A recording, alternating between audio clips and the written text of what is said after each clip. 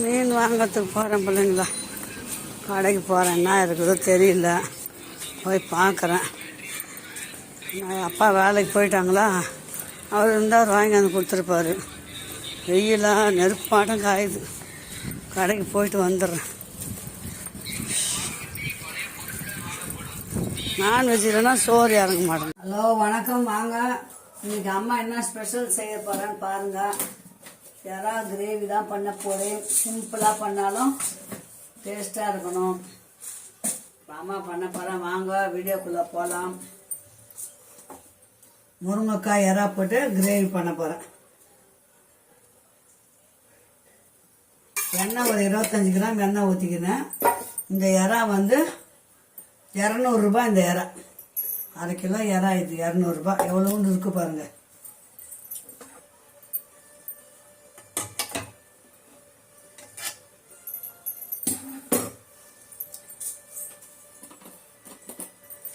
எண்ணெய் நல்லா காயட்டும். 2 சோம்பை போட்டுக்கலாம்.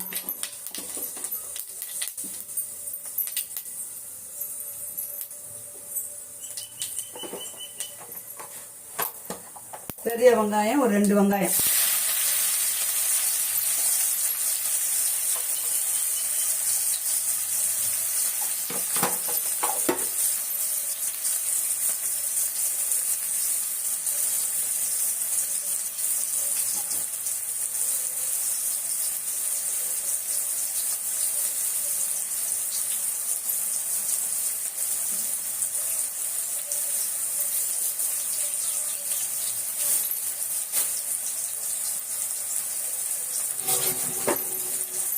கருவேப்பிலை போட்டுக்கலாம். நல்லா வதங்கணும்.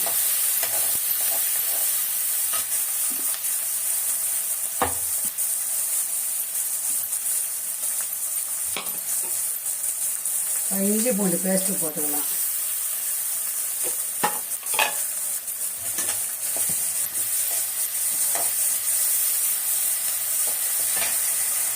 ரெண்டு தக்காளி, 1/2 கிலோ எறா தான், ஆனால் 2 தக்காளி மட்டும் போட்டுக்கலாம்.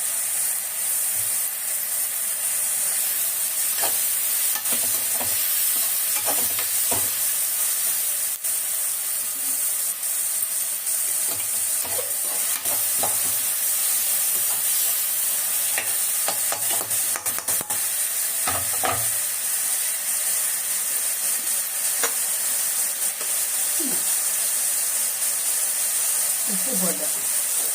வெங்காயம் தக்காளியே அப்போ தான் வந்து நல்லா வதங்கும். அதனால் உப்பு போட்டோம்னா கொஞ்சம் சீக்கிரம் வதங்கும்.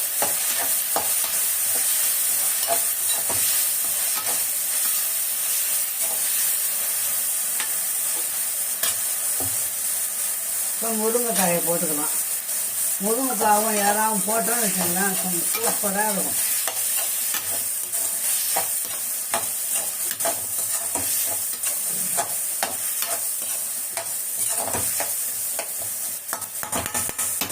நல்லா வதங்கட்டும்.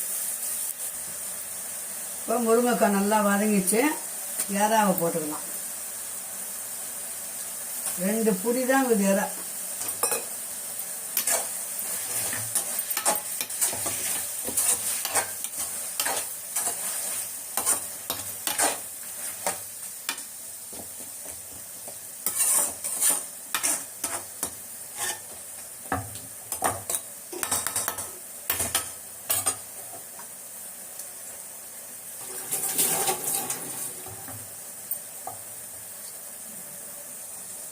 இப்போ உப்பு போட்டிருக்கிறோம். நல்லா தண்ணி விடும்.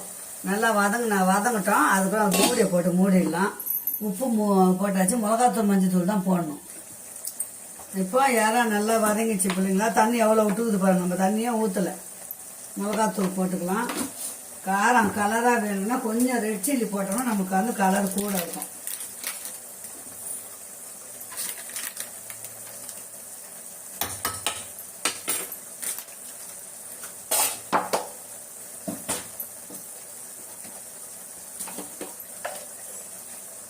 ரெட் சில்லியும் மிளகாத்தூளும் போட்டாச்சு.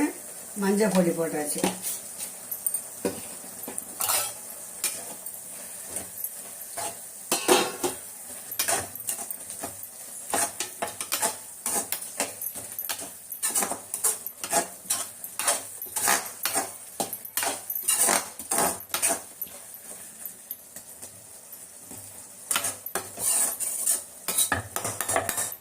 இப்போ பாருங்கள் கலர்ஃபுல்லான எறா கிரேவி வேகுது. இன்னும் கொஞ்ச நேரம் சுண்டணும். நல்லா சுண்ட அப்புறம் கொத்தமல்லி போட்டு நம்ம இறக்க வேண்டியதுதான்.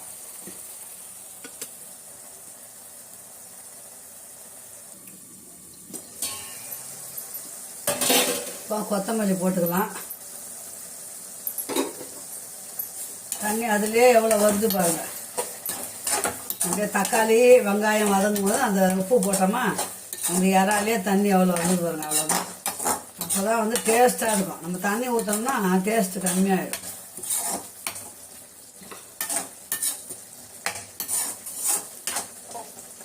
சூப்பரான எறா கிரேவி ரெடி ஆகிடுச்சு. இன்னும் ரசம் வைக்கணும். இன்னும் 2 நிமிஷம் அப்படியே இருக்கட்டும். இறக்கிட வேண்டியதான். அவ்வளோதான் பிள்ளைங்களா, எறா ரெடி ஆகிடுச்சு.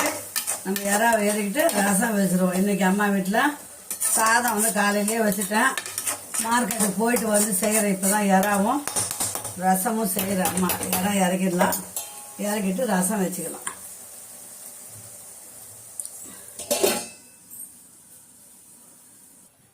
இப்போ சிம்பிளாக ரசம் வைக்க போகிறேன் பாருங்கள். ஒரு எலுமிச்சங்க சைஸ் புளியை கரைச்சிட்டேன். நான் எறா செய்யும் போதே கரைச்சிட்டேன். அதில் மஞ்சத்தூள் போட்டுக்கலாம். ரசப்பொடியிலே நான் மஞ்சள் பொடி போட்டிருக்கிறேன் நான். அதனால் கொஞ்சமாக ரசப்பொடி போட்டு வச்சு பெருங்காயம் போட்டுக்கலாம்.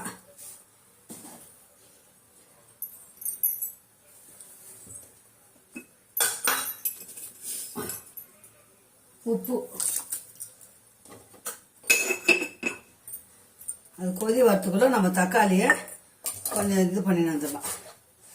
டக்கு டக்குன்னு வேலை ஆகணும்னா சிம்பிளாக சீக்கிரமாக செய்யணும்.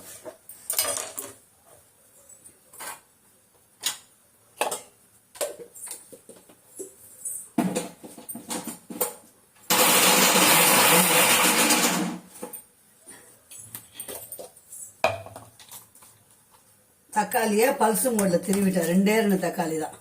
குயிக்காக ரசம் வைக்கணும்னா இந்த மெத்தடு தான் நமக்கு. ஆம்பளை பிள்ளைங்க கூட அழகாக சமைச்சு சாப்பிட்ற பிள்ளைங்க அம்மாவோட வீடியோவை பார்த்தா கடன்னு செஞ்சிடலாம். புளியை கரைச்சிட்டோம்னா முடிஞ்சது வேலை. அவ்வளோதான். ரசம் கொதி வரும். நம்ம தாளித்து ஊற்றிட்டோம்னா ரசம் வேலை முடிஞ்சிடும்.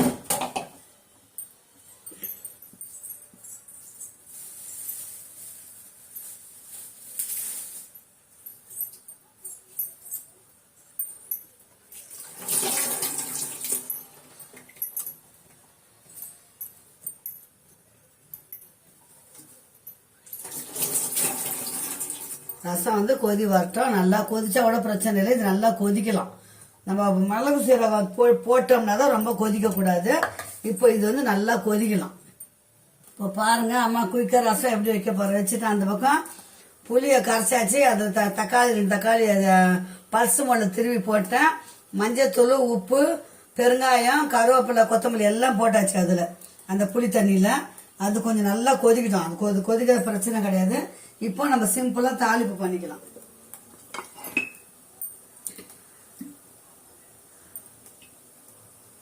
ஒரு ஸ்பூன் எண்ணெய் ஊற்றினா போதும் ரசத்துக்கு. ரசப்பொடி போட்டுட்டு கொதி வரக்கூடாது. வெறும் புளி தண்ணி தானே, அதனால கொஞ்சம் கொதிக்கிட்டோம் நல்லா. வெந்தயம் 2 போட்டுக்கோங்க. கடுகு போட்டுக்கோங்க. அவ்வளோதான். எவ்வளோ சீக்கிரமாக முடிஞ்சது பாருங்க ரசம்.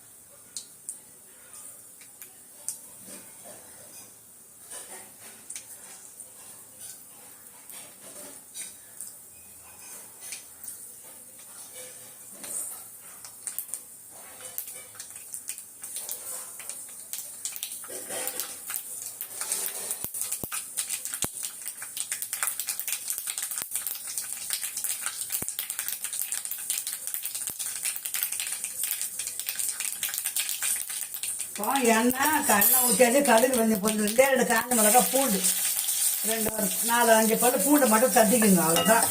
எவ்வளோ சீக்கிரமாக முடிஞ்சிச்சு பாருங்க ரசத்தோட வேலை. இப்போ அந்த பக்கம் கொதிக்குதுங்களா.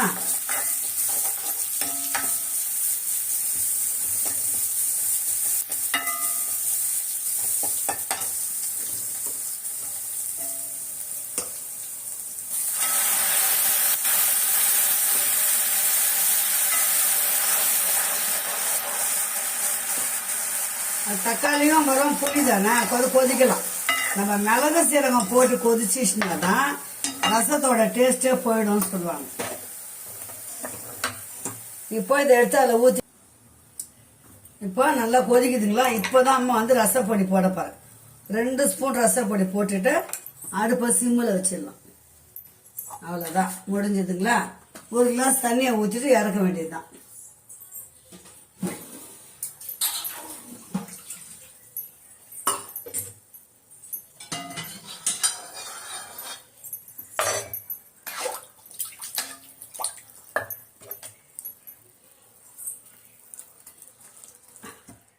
அவ்வளோதான், ரசம் சூப்பரான ரசம் ரெடி ஆயிடுச்சு. அவ்வளோதான், இறக்க வேண்டியதுதான்.